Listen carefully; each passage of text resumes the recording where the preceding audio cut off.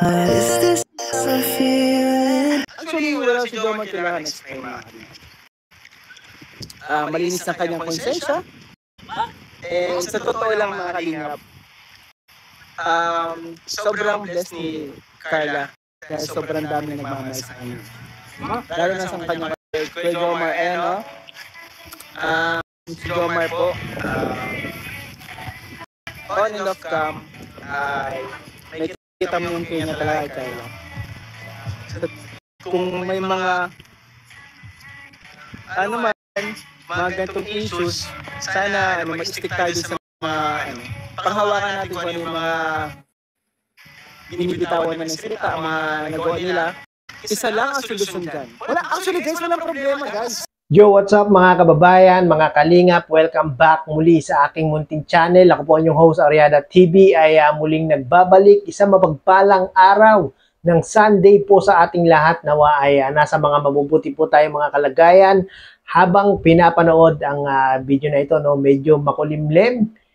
Mga ilang araw na pong makulimlim at paulan-ulan po. Sana po ay mag-iingat po tayo, no, lalong-lalo na sa mga may area na tinamaan ng bagyo. Sana po ay nasa mga mabubuti po kayong mga kalagayan. So yun na nga mga kababayan, mga kalingap, meron naman tayong panibagong reaction video. No? Ito nga po yung naging live ni Kuya David kasama si Papa Jones at si Kalingap Ian. No? At tama nga naman yung sinabi ni Kalingap Ian mga kababayan, mga kalingap. No? Itong si Papa Jones ay walang dapat i-explain. At sobrang malinis ang konsyensya ni Papa Jones, no? At yun na nga, no, dahil nga po nung nakaraan medyo may mga fake news na lumalabas na naman. Ako kung ano-ano na lang talaga mga fake news, kung ano-ano na lang yung mga di totoong balita na ibinabato dito kay Papa Jones mga kababayan, mga kalingap. Totoo nga ang kasabihan, no? Kapag ikaw ay hitik sa bunga, ay talagang marami ang pupukol sa iyo para ikaw ay bumagsak o ikaw ay malaglag, no? Ganyan nga po ang nangyayari ngayon kay Papa Jones dahil nga po alam naman natin si Papa Jones ay talaga namang viral at trending na trending ang kanilang love team ni Carla, no? Kaya naman po marami talaga ang nais sumira sa kanilang love team at the same time sa kanilang namumuong pagmamahalan, no? Marami na nga po mga kababayan, mga kalingap ang talagang naiinggit sa kanilang dalawa. Gawa nga po mga kababayan, mga kalingap, na marami po ang sumusuporta, maraming nagmamahal, maraming nag-i-sponsor sa kanilang dalawa. Kaya naman po, ganoon na lang yung mga ginagawa ng mga basher, ng mga naiinggit sa kanila mga kababayan, mga kalingap, kung ano-anong mga paninirang puri, kung ano-anong paninirang mga hindi totoong balita ang ginagawa dito kay Papa Jones, no? At wala talagang dapat i-explain si Papa Jones dito mga kababayan, mga kalingap, lalong-lalo na sa mga gumagawa ng issue, gumagawa ng fake news, yung mga nagko-comment na hindi maganda kay Papa Jones. Wala dapat i-explain si Papa Jones dahil nga po talagang malinis ang konsyensya ni Papa Jones. Wala pong ginagawang masama itong si Papa Jones, no? At si Carla po ang magpapatunay niyan mga kababayan, mga kalingap, no? Kung meron man na namamagitan kay Joy at kay Papa Jones, kung meron man, kung totoo man, malamang itong si Carla ay mag-withdraw na po sa kanilang ginagawang kalingap serye, no? Dahil po kasi mga kababayan, mga kalingap, kung ito ay magpapatuloy, siyempre masakit naman sa dibdib ni Carla yung ganon. Kung merong relasyon itong kung meron talagang relasyon itong si Jomar at si Joy, no? At sa tingin ko mga kababayan, mga kalingap, talagang wala pong nangyayari na ganyan. No? Matagal ng issue yan mga kababayan, mga kalingap, no? Talagang pilit pa rin nilang binubuksan itong issue na ito at yun nga po yung pinupo nila dito kay Papa Joms ngayon. Nung nakaraan, may gumawa na naman ng fake news. Naasar nga si Papa Joms sa mga gumagawa ng fake news. Nung nakaraan nga,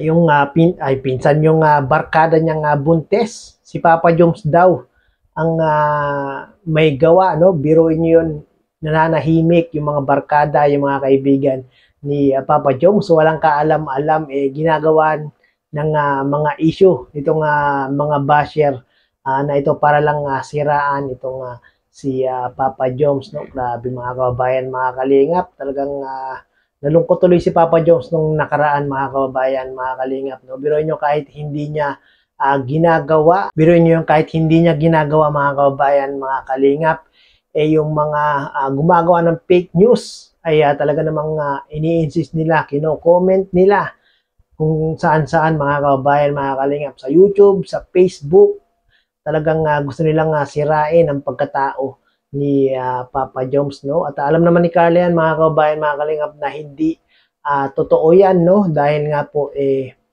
talagang sila lang ang nakakaalam kung ano ang totoo, no? At kung yung mga nagko-comment, yung mga basher, wala pong alam yan mga kababayan, mga kalingap. Ang alam niyan manira, ang alam niyan mag-comment ng di maganda, no? Kaya doon lang po tayo, stick lang po tayo kay Jomar at kay Carla kung ano po yung kanilang mga ginagawa, kung ano po yung mga kanilang sinasabi.